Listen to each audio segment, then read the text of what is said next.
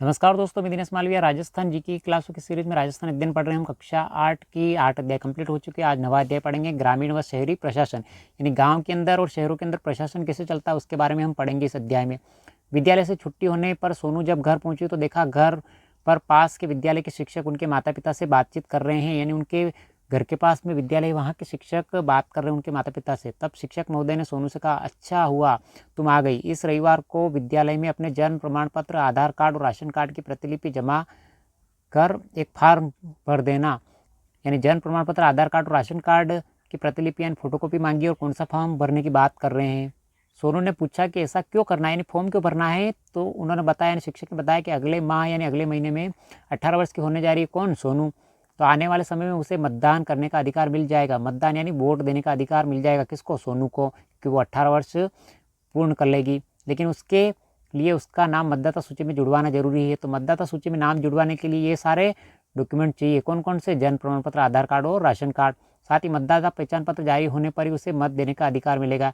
यानी मतदाता सूची में नाम जुड़वाना भी अनिवार्य है और मत देने का अधिकार कब मिलेगा, जब मतदाता पहचान पत्र जारी होगा।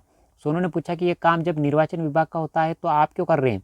ये काम तो वास्तव में निर्वाचन विभाग का है, तो आप क्यों कर रहे हैं, मतलब शिक्षक से पूछा। तब उन्होंने बताया कि निर्वाचन विभाग द्वारा ही विभिन्न सरकारी कर्मचारियों को ये कार्य सौंपा जाता है। तो निर्वाचन विभाग ही सरकारी कर्मचारी जितने भी होते हैं उनको ये कार्य सौंपा जाता है। कौन सा, मतदाता पहचान पत्र जारी करने का और नाम जोड़ने का, जिनका कार्य घर घर सर्वे कर 18 वर्ष की आयु वाले युवक युवतियों के नाम को जोड़ने के साथ साथ नए व वंचित मतदाता को जोड़ना और पलायन कर चुके अथवा मृत मतदाताओं के नाम को मतदाता सूची से हटवाने का काम होता है। अब इनका काम क्या क्या होता है देखिए आप। तो घर घर जाके ये क्या करते हैं, 18 वर्ष की आयु जिनकी युवक की, यानी लड़के और लड़कियां जिनकी उम्र 18 वर्ष या उससे अधिक हो चुकी है तो उनका नाम जोड़ना, और नए और वंचित यानी ऐसे बहुत सारे छूट गए हैं जिनकी उम्र 19-20 वर्ष भी हो गई तो उनको भी जोड़ना, और पलायन कर चुके हैं, कोई व्यक्ति रोजगार के लिए काम से बाहर चले गए हैं या फिर मृत, बहुत सारे व्यक्ति की मृत्यु हो चुकी है तो उनके नाम मतदाता सूची से हटाने का काम भी यही करते हैं शिक्षक। सोनू ने पूछा कि आप विद्यालय में नहीं पढ़ाते हैं क्या। तब शिक्षक बोले, नहीं बेटा, ये पढ़ाने के अतिरिक्त कार्य जिसे जिला प्रशासन द्वारा सौंपा गया है, यानी अतिरिक्त कार्य दिया गया है मतदान सूची में नाम जोड़ने का शिक्षक को। सोनू के पिता बोले कि जिस प्रकार घर के मुखिया के रूप में घर के बुजुर्ग होते हैं, उनके निर्णय को सभी मानते हैं, उनके सामने हम अपनी इच्छा या समस्या रखते हैं तो वे उसका समाधान करते हैं। घर के सदस्यों की सुरक्षा, स्वास्थ्य, भोजन आदि की पूर्ति भी परिवार के सदस्यों द्वारा ही की जाती है। सोनू के पिता बोले कि घर के अंदर एक मुखिया होते हैं, घर के बुजुर्ग, यानी घर के अंदर सबसे बुजुर्ग जो होते हैं वो घर के मुखिया होते हैं, तो उनके निर्णय सभी को मानने पड़ते हैं। उसी प्रकार उनकी इच्छा और समस्या घर में किसी को भी होती है तो उनको बताते हैं। तो वो सारी व्यवस्था कौन, जो घर के सदस्य होते हैं, उनकी सुरक्षा, भोजन की व्यवस्था और स्वास्थ्य की व्यवस्था की जिम्मेदारी किसकी होती है, घर के मुखिया की। तब शिक्षक महोदय बोले कि सोनू, आपके पिता ने परिवार के उदाहरण से सरकार के कामकाज को बताया, यह अच्छा प्रयास था। जिस प्रकार घर का प्रशासन मुखिया घर के सदस्यों के कार्य दायित्व से पूरा होता है, यह चलता है, यानी ठीक इसी प्रकार हमारी स्थानीय सरकार भी त्रिस्तरीय व्यवस्था से चलती है। यानी सरकार भी त्रिस्तरीय व्यवस्था, आप कौन सी त्रिस्तरीय व्यवस्था चलती है, ग्रामीण प्रशासन में ये क्रम, ग्राम के अंदर ग्राम पंचायत होती है, तहसील स्तर पर पंचायत समिति होती है, जिला स्तर पर जिला परिषद के रूप में छोटे से बड़े के क्रम में है। तो चलो आज मैं तुम्हें ग्रामीण प्रशासन को समझाने का प्रयास करता हूँ। तो आज बात करते हैं ग्रामीण प्रशासन की। तो छोटे से यानी ग्राम पंचायत 1 नंबर पे छोटे स्तर पे, उससे बड़ी 2 नंबर पे पंचायत समिति, और तीसरी जो होती है वो जिला परिषद जिला स्तर पे।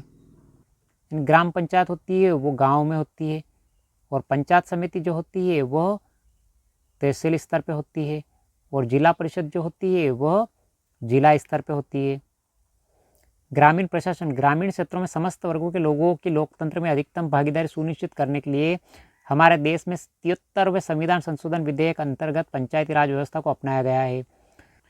ग्रामीण प्रशासन ग्रामीण क्षेत्रों में समस्त वर्गों के लोगों की लोकतंत्र में अधिकतम भागीदारी सुनिश्चित करने के लिए हमारे देश यानी भारत में 73वें संविधान संशोधन विधेयक के अंतर्गत पंचायती राज व्यवस्था को अपनाया गया है। ध्यान रखें आप कि भारत के अंदर पंचायती राज व्यवस्था को कौन से संविधान संशोधन के तहत अपनाया गया है, 73वें संविधान संशोधन के द्वारा।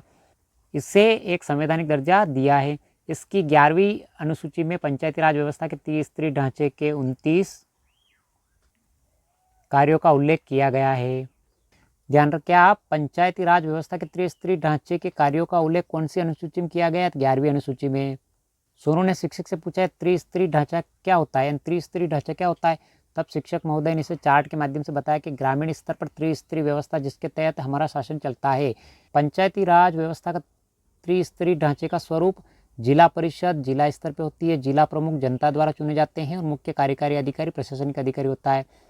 पंचायत समिति तहसील स्तर पर होती है, प्रधान जनता द्वारा चुने जाते हैं और खंड विकास अधिकारी प्रशासनिक अधिकारी होते हैं। ग्राम पंचायत सरपंच जनता द्वारा चुने जाते हैं और ग्राम विकास अधिकारी प्रशासनिक अधिकारी होते हैं। तो ये पंचायती राज व्यवस्था के त्रिस्तरीय ढांचे का स्वरूप है। जिला परिषद जिला स्तर पे, पंचायत समिति ब्लॉक एंड तहसील स्तर पे, ग्राम पंचायत गांव स्तर पर। अब जिला परिषद पंचायत समिति तक ग्राम पंचायत के कार्य। जिला परिषद के कार्य की बात करते हैं। स्थानीय आवश्यकताओं और स्रोतों के अनुसार पंचायत समितियों की क्षेत्रीय योजनाओं को समेकित कर जिले के लिए अंतिम योजना तैयार करना, पंचायतों की ग्राम सभाएं बैठकों और पर्यवेक्षण करना। जिले का जो कार्य होता है वो पंचायत समिति को योजनाओं को बंटवारा करना है और जिले के लिए अंतिम योजना तैयार करना है और पंचायतों की ग्राम सभाएं और बैठकों का पर्यवेक्षण यानी निरीक्षण करने का काम जिला परिषद का होता है। पंचायत समिति यानी पंचायत के कार्यों की समीक्षा और पर्यवेक्षण करना। नवनिर्वाचित सरपंच और पंचों को प्रशिक्षण और मार्गदर्शन देने का काम कौन करती है? पंचायत समिति। सरपंच पंचायत समिति सदस्य व जिला परिषद सदस्यों में समन्वय करना। तो सरपंच और पंचायत समिति के सदस्यों में जिला परिषद के सदस्यों के साथ तालमेल बिठाना। और ग्राम पंचायत स्वच्छता और पेयजल व्यवस्था करना, मार्ग में प्रकाश व्यवस्था करना। मनरेगा कार्यक्रम के क्रियान्वयन एवं आवेदकों को रोजगार उपलब्ध करवाना किसका कार्य? ग्राम पंचायत यानी पंचायत का। जिला परिषद पंचायत समितियों व पंचायतों की निधियों का अंतरण करना और पंचायत समिति साधारण सभा की बैठक आयोजित करना। और ग्राम पंचायत के अंदर सार्वजनिक वितरण प्रणाली यानी सार्वजनिक वितरण प्रणाली के माध्यम से गरीब परिवार को राशन उपलब्ध करवाना और ग्रामीण सड़कों का रखरखाव करना। ये कार्य आपस में बांट दिए गए हैं जिला परिषद और पंचायत समिति और ग्राम पंचायत स्तर पर।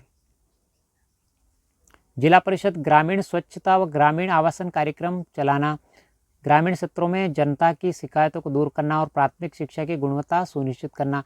पंचायत समिति की बैठकों व स्थानीय समितियों के द्वारा निर्णय की अनुपालना का नियंत्रण रजिस्ट्रार रखना और कार्यस्थल एवं पंचायत मुख्यालय पर वास्तविक व्यय को दर्शाने वाले बोर्ड लगवाना। और ग्राम पंचायत में जन्म मृत्यु एवं विवाह पंजीकरण करना। आपदा एवं महामारी के समय जिला प्रशासन से समन्वय रखना। चारागाह एवं वनों का विकास करना ग्राम पंचायत का कार्य। जिला परिषद का कार्य प्राथमिक शिक्षा की गुणवत्ता सुनिश्चित करना। पंचायत समिति में कार्यस्थल एवं पंचायत मुख्यालय का वास्तविक व्यय को दर्शाने वाले बोर्ड लगवाना और पशु मेलों का आयोजन करना किसका काम है? पंचायत समिति का। चारागाह एवं वनों का विकास ग्राम पंचायत का।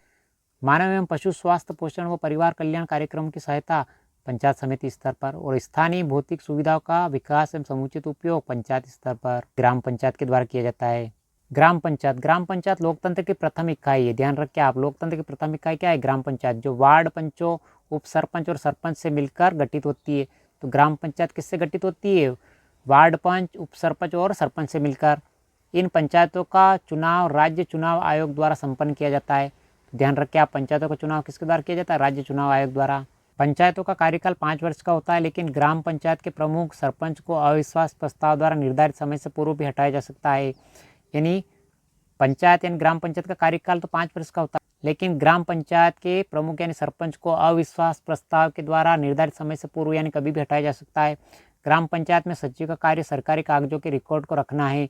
यानी सचिव जो होते हैं ग्राम के अंदर, जिनको ग्राम विकास अधिकारी कहा जाता है, वर्तमान में सरकारी कागजों के रिकॉर्ड रखना एवं बैठक की कार्रवाई को लिखना इनका कार्य होता है। ग्राम पंचायत की प्रत्येक माह कम से कम 2 बैठकें आवश्यक है। तो यहाँ से प्रश्न बनता है, ध्यान रखिए आप ग्राम पंचायत की प्रत्येक माह में कम से कम कितनी बैठक आवश्यक है? 2 बैठक आवश्यक है। पंचायत समिति ग्राम पंचायत तथा जिला परिषद को जोड़ने वाली महत्वपूर्ण कड़ी है। तो पंचायत समिति बिल्कुल बीच में आती है। 1 नंबर पे आप बात करें तो जिला परिषद, 2 नंबर पे पंचायत समिति और 3 नंबर पे ग्राम पंचायत। तो पंचायत समिति ग्राम पंचायत और जिला परिषद को जोड़ने का काम कौन करती है? पंचायत समिति ग्राम पंचायत तथा जिला परिषद को जोड़ने वाली महत्वपूर्ण कड़ी है। राज्य के जिलों को विकास की दृष्टि से कुछ छोटे विकास खंडों में विभाजित किया जाता है। इन विकास खंडों पर ही पंचायत समिति का गठन किया जाता है। ध्यान रखिए, आपके विकास खंडों पर ही पंचायत समिति का गठन किया जाता है। इसके निर्वाचन सदस्य ही प्रधान और उप प्रधान का चुनाव करते हैं। जो इसके निर्वाचक सदस्य होते चुने हुए, वही इसके प्रधान और उप प्रधान के चुनाव करते हैं। पंचायत समिति क्षेत्र के अंतर्गत आने वाली ग्राम पंचायतों को सरपंच इसके पदेन सदस्य होते हैं। यानी पंचायत समिति के अंतर्गत आने वाली ग्राम पंचायतों के सरपंच इसके पदेन सदस्य होते हैं। ध्यान रखिए आप, जितनी भी ग्राम पंचायतें आती है पंचायत समिति के अंतर्गत, उसके जितने भी सरपंच होते हैं वो इसके सदस्य होते हैं। पंचायत समिति सदस्य के लिए न्यूनतम 25 वर्ष का होना है आवश्यक, यानी चुनाव लड़ने के लिए। प्रधान तथा उप प्रधान को पंचायत समिति संबंधित कार्यों में मदद के लिए राज्य सरकार द्वारा एक खंड विकास अधिकारी यानी ब्लॉक डेवलपमेंट ऑफिसर, जिसको BDO कहा जाता है, नियुक्त किया जाता है। और पंचायत समिति के सदस्यों का कार्यकाल भी 5 वर्ष का होता है। ध्यान रखें आप। जिला परिषद पंचायती राज व्यवस्था के शीर्ष स्तर की संस्था जिला परिषद है, जो जिला स्तर पर होती है। जिला स्तर पर विकास की योजनाएं बनाती है। प्रत्येक जिले में कुछ ग्राम पंचायतों को मिलाकर एक वार्ड बनाया जाता है। इसके तहत गठित प्रत्येक वार्ड से एक सदस्य का निर्वाचन चुनाव उस वार्ड के मतदाता द्वारा किया जाता है। ये सदस्य जिला परिषद के सदस्य होते हैं।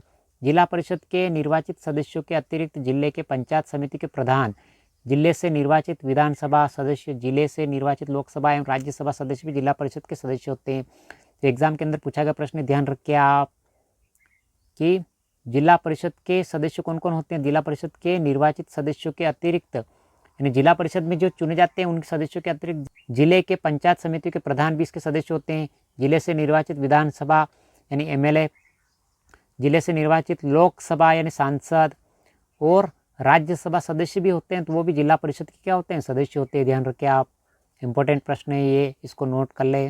जिला परिषद के निर्वाचित सदस्य मिलकर जिला प्रमुख और उप जिला प्रमुख का चुनाव करते हैं। जिला प्रमुख को जिला परिषद के समस्त कार्यों में मदद के लिए जिले पे राज्य सरकार द्वारा एक मुख्य कार्यकारी अधिकारी होते हैं। जिले में समस्त विकास कार्यों का उत्तरदायित्व तो जिला परिषद का होता है, क्योंकि जिला परिषद मुख्य संस्था होती है जिला की। आय के स्रोत ग्राम पंचायत विभिन्न प्रकार के कर, जैसे भवन कर, वाहन कर, क्रय विक्रय पर कर, मेले व हाट बाजारों से प्राप्त आय, सरकार से प्राप्त अनुदान, समुदाय से प्राप्त अनुदान, दोषियों से एकत्र दंड आदि राशि। पंचायत समिति स्थानीय कर और शुल्कों से प्राप्त आय, राज्य सरकार से प्राप्त अनुदान, मेले व हाट बाजार से प्राप्त आय, विभिन्न सरकारी परियोजनाओं को चलाने के लिए सरकार द्वारा उपलब्ध करवाई गई राशि, व्यापारी व्यवसाय उद्योगों पर लगाए गए कर आदि से प्राप्त आय। आय के स्रोत ग्राम पंचायत स्तर पर और पंचायत समिति स्तर पर। जिला परिषद के आय के स्रोत केंद्र तथा राज्य सरकार द्वारा प्राप्त अनुदान, पंचायत समितियों से की गई वसूलियाँ, राजस्व का प्राप्त निश्चित हिस्सा, सरकार तथा गैर सरकारी ऋण, लोगों द्वारा दिए गए अनुदान आय के स्रोत है जिला परिषद के। सोनू बोले, गुरुजी अब मुझे पता चल गया है कि मुझे मेरे जन्म के प्रमाण पत्र को बनवाने के लिए ग्राम पंचायत में जाना होगा, लेकिन मुझे ये भी बताइए कि ग्राम सभा क्या होती है। ग्राम सभा पंचायती राज की आधारभूत संस्था है। ग्राम सभा का क्षेत्र एक राजस्व ग्राम होता है। सामान्यतः प्रत्येक ग्राम पंचायत की अपनी ग्राम सभा होती है। ग्राम सभा के सदस्य उस राजस्व गांव में रहने वाले सभी मतदाता होते हैं। ध्यान रखें आप, ग्राम सभा के सदस्य कौन होते हैं, उस राजस्व गांव में रहने वाले सभी मतदाता, यानी जितने भी वोटर है, वोट देने वाले, वो सभी उसके सदस्य होते हैं। ग्राम सभा की बैठकों में भाग लेना उनका अधिकार और कर्तव्य दोनों है। एक तरह से ग्राम सभा भारत में प्रत्यक्ष प्रजातंत्र का उदाहरण है। ध्यान रखें आप, भारत में प्रत्यक्ष प्रजातंत्र का उदाहरण क्या है, ग्राम सभा, जिसके तहत ग्रामवासी स्थानीय समस्याओं और विकास से संबंध में सीधे भाग लेते हैं। सामान्यतः हर 3 महीने में ग्राम सभा की एक बैठक बुलाई जानी आवश्यक है। हर 3 महीने में ग्राम सभा की बैठक बुलाई जानी आवश्यक है, यानी साल में 4 बैठकें होना आवश्यक है। आमतौर पर 26 जनवरी, 1 मई, 15 अगस्त और 2 अक्टूबर को ग्राम सभा की बैठकें होती है। और आवश्यकता पड़ने पर यदि ग्राम पंचायत का मुखिया चाहे तो ग्राम सभा की और भी बैठकें आयोजित कर सकता है। ध्यान रखें, ग्राम सभा की आमतौर पर बैठकें कब होती है, 26 जनवरी, 1 मई, 15 अगस्त और 2 अक्टूबर को। ग्राम न्यायालय, ग्रामीण क्षेत्रों में ग्राम पंचायत स्तर पर शीघ्र एवं सुलभ न्याय दिलाने हेतु ग्राम न्यायालय एक्ट 2008 के तहत ग्राम न्यायालय की स्थापना की गई। ध्यान रखें, राजस्थान पहला ग्राम न्यायालय जयपुर जिले के बस्सी में खोला गया। इंपोर्टेंट प्रश्न लगा ले इसको। इन ग्राम न्यायालय में न्यायिक अधिकारियों की नियुक्ति उच्च न्यायालय के परामर्श से की जाती है। नगरीय स्वशासन, सोनू अपने माता पिता के साथ शहर में बुआ जी के घर आई, जिनका मकान बनाने का मुहूर्त पूजन था। अभी पूजन खत्म होकर नींव की खुदाई का कार्य प्रारंभ हुआ था कि सरकारी गाड़ी के कुछ लोग आए। उन्होंने फूफा जी से मकान के कागजात के साथ साथ निर्माण कार्य की स्वीकृति के आदेश मांगे। फूफा जी ने फाइल में लगे सारे कागज दिखा दिए, संतुष्ट हो गए और मुंह मिठाकर चले गए। रात को जब सभी बैठे तो सोनू ने फूफा जी से पूछा कि नगर निगम वाले क्यों आए थे। तब फूफा जी ने बताया कि यह सरकारी प्रक्रिया है, निर्माण से पहले नगर निगम से स्वीकृति ली जाती है। शहरों में नगर निगम, नगर परिषद, नगर पालिका काम करती है। गांव में ग्राम पंचायत, पंचायत समिति और जिला परिषद होती है, उस प्रकार से शहरों में नगर निगम, नगर परिषद और नगर पालिका का काम है ये। गाँव में ग्राम पंचायत का है। तब सोनू ने कहा कि फूफा जी मुझे ग्राम पंचायत की जानकारी तो है, लेकिन ये नगर निगम, नगर परिषद या नगर पालिका क्या होती है? तब फूफा जी ने बताया कि एक नगरीय शासन व्यवस्था है। नगरों के अंदर, बड़े शहरों में शासन व्यवस्था इनके द्वारा चलती है, जिसमें क्षेत्र और जनसंख्या के मापदंड अनुसार वार्ड में बांटा जाता है, यानी क्षेत्र के अनुसार और जनसंख्या के अनुसार बांटा जाता है। सभी वार्ड मिलकर एक निगम की स्थापना करते हैं। इसका मुखिया महापौर या सभापति होता है। तो मुखिया कौन होता है? महापौर या सभापति। और वार्ड से चुने हुए प्रतिनिधि पार्षद होते हैं। नगर निगम का मुखिया महापौर या सभापति होता है। वार्ड से चुने हुए प्रतिनिधि पार्षद होते हैं। यह नगर की सभी सुविधाएं जैसे सड़क, यातायात, पेयजल, बिजली, सफाई, चिकित्सा, स्वच्छता आदि का ध्यान रखते हैं। जैसे तुम्हारे ग्राम में ग्राम पंचायत के सरपंच एवं वार्ड पंच द्वारा गांव के विकास का कार्य किया जाता है। सोनू ने कहा जैसे हमारे गांव में सरपंच और वार्ड पंच मिलकर गांव का विकास देखते हैं, तो शहर में ये काम कौन देखता है और कैसे? शहरी शासन के 3 रूप होते हैं, नगर निगम, नगर परिषद और नगर पालिका। बड़े शहरों जहां जनसंख्या 5 लाख से ज़्यादा हो, वहां सालाना आय 1 करोड़ से ज़्यादा होने पर नगर निगम बनाया जाता है। तो ध्यान रखिए, आप सालाना आय कितनी हो जाए, 1 करोड़ से अधिक हो जाए, तो वहाँ पे नगर निगम बन जाता है। जनसंख्या 5 लाख से ज़्यादा हो, यानी जिन शहरों की जनसंख्या 1 लाख तो हो लेकिन 5 लाख से कम हो, वहाँ पे नगर परिषद की स्थापना होती है। और वे शहर जहाँ जनसंख्या 15,000 से 1 लाख तक के बीच होती है, वहाँ नगर पालिका बोर्ड बनाए जाते हैं। वे शहर जहाँ जनसंख्या 15,000 से अधिक है और 1 लाख से कम है, उनके बीच में नगर पालिका बोर्ड बनाए जाते हैं। शहर को अलग अलग क्षेत्रों में बांटा जाता है, जैसे वार्ड कहते हैं। हर वार्ड से वहाँ की जनता या एक प्रतिनिधि या पार्षद चुनकर इन संस्थाओं को भेजती है। ये अपने वार्ड के विकास के लिए कार्य करते हैं। ये प्रतिनिधि या पार्षद मिलकर अध्यक्ष और उपाध्यक्ष को चुनते हैं, जिनको अलग अलग नामों से पुकारा जाता है। तो ध्यान रखिए आप, नगर निगम का अध्यक्ष महापौर, नगर निगम का अध्यक्ष महापौर, नगर परिषद के अध्यक्ष को सभापति और नगर पालिका बोर्ड का अध्यक्ष नगर पालिका अध्यक्ष कहलाता है। ध्यान रखिए आप, प्रश्न पूछा जाता है एग्जाम के अंदर। फूफा जी ने सोनू को यह भी बताया कि 74वें संविधान संशोधन के अनुसार इन शहरी संस्थाओं के चुनाव में 1/3 वार्ड महिलाओं के लिए आरक्षित रखने की व्यवस्था की गई है। तो इंपॉर्टेंट प्रश्न ध्यान रखिए आप कि 74वें संविधान संशोधन के अनुसार शहरी क्षेत्रों में चुनाव में 1/3 वार्ड, कितना, 33% महिलाओं को आरक्षित रखने की व्यवस्था की गई है। यानी 33% सीट किसके लिए? महिलाओं के लिए आरक्षित रखने की व्यवस्था की गई। किसके द्वारा? 74वें संविधान संशोधन के अनुसार। इसी तरह अनुसूचित जाति, अनुसूचित जनजाति और अन्य पिछड़े वर्गों के लिए भी स्थानों का आरक्षण है और जनसंख्या में उनके अनुपात के अनुसार किया जाता है। तो सबके लिए अलग अलग आरक्षण की व्यवस्था की गई है। ये आरक्षण की व्यवस्था उनके द्वारा उनकी हिस्सेदारी को बढ़ाने के लिए किया जाता, ताकि इन वर्गों का हिस्सेदारी के साथ प्रतिनिधित्व भी बढ़े। नगरीय प्रशासन के कार्य, शहरी संस्थाओं के 2 तरह के कार्य होते हैं। एक अनिवार्य कार्य, जैसे शहर के लिए शुद्ध पानी की व्यवस्था, सड़कों पर रोशनी, सफाई की व्यवस्था करना, जन्म मृत्यु का पंजीकरण, दमकल की व्यवस्था आदि कार्य। जबकि कुछ ऐसे कार्य भी हैं जिन्हें करना उन संस्थाओं की इच्छा पर निर्भर करता है। ऐच्छिक कार्य कहा जाता है, जैसे सार्वजनिक बाग, स्टेडियम, वाचनालय, पुस्तकालय का निर्माण करना, वृक्षारोपण, आवारा पशुओं से छुटकारा, मेले प्रदर्शनियों का आयोजन, रेल बसेरों की व्यवस्था करना, ये ऐच्छिक कार्य नगरीय प्रशासन के। देखिए, अनिवार्य कार्य नगरीय प्रशासन के शुद्ध जल व्यवस्था, रोशनी एवं सफाई की व्यवस्था, दमकल व्यवस्था और जन्म मृत्यु पंजीकरण। और स्वैच्छिक कार्य में सार्वजनिक कार्य, स्टेडियम, वाचनालय एवं पुस्तकालय, वृक्षारोपण, आवारा पशुओं से छुटकारा और मेले प्रदर्शनों का आयोजन, ये ऐच्छिक कार्य यानी स्वैच्छिक कार्य है जो इच्छा से किए जाते हैं। सोनू बोले कौन सा काम वार्डों में कराया जाता है, तय कैसे होता है?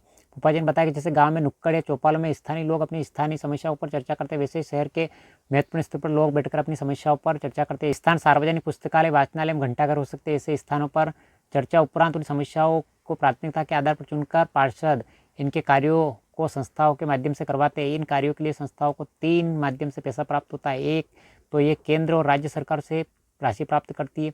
दूसरा, वे विभिन्न शुल्क लगाकर जुर्माने के द्वारा पैसा प्राप्त करते हैं। तीसरा, ये संस्थाएं अपने शहरवासियों पर विभिन्न कर लगाकर उनसे पैसा प्राप्त करते हैं। तो ध्यान रखिए आप शहरी संस्थाओं को 3 माध्यम से पैसा प्राप्त होता है। गांव और शहरों के विकास के लिए भी आवश्यक है प्रत्येक नागरिक अपने कर्तव्यों का पालन करते हुए प्रशासन को पूर्ण सहयोग प्रदान करे। आपका अध्याय समाप्त हो चुका है। भू राजस्व वह कर जो भूमि के प्रयोग के लिए लगाया जाता है। सार्वजनिक कार्य, आम जनता से जुड़े कार्य, पेयजल, पीने योग्य पानी। नगरीय स्वशासन की इकाई है तो नगर पालिका, नगर परिषद, नगर निगम, उपयुक्त सभी। हमारे देश में किस संविधान संशोधन विधेयक ने पंचायती राज व्यवस्था को अपनाया है? 73 संविधान संशोधन अधिनियम के द्वारा। कैसा लगा वीडियो? लाइक, शेयर, सब्सक्राइब जरूर करें। मिलते हैं अगले क्लास में। Thank you.